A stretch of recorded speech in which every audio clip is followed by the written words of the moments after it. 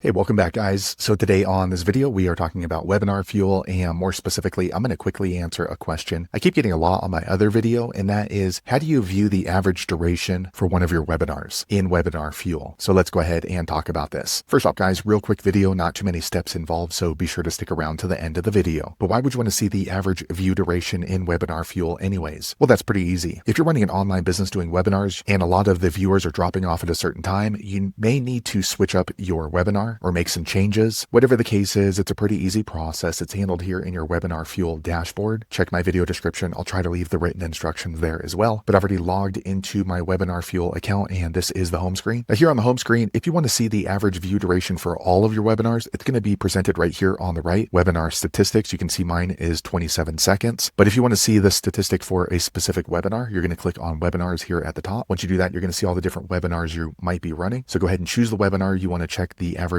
view duration. So for example, this one right here. Okay, once you click there, you're going to see this data right here, and you want to make sure you choose the correct time frame. So it's only showing data for today. So if you click right here, you can choose the date. So let's say for this week, and then click on up, and then up here at the top, you're going to see average time on webinar. You can click on there. Okay, once you click in there, you're going to see the different videos you're running. Go ahead and click on the video you want to see the statistics. Okay, so now you can see that 27 seconds is the average view duration for this particular video webinar. So there you have it, guys. If you're wondering how to find the average view duration for your webinar in WebinarFuel, that's the easiest way I know how to do it. If you know an easier way, be sure to leave a comment below. Let the rest of us know how you did it. Hopefully you found that video useful. If so, click thumbs up, or maybe consider subscribing to my channel, and I hope to see you on the next video. Thanks again for watching.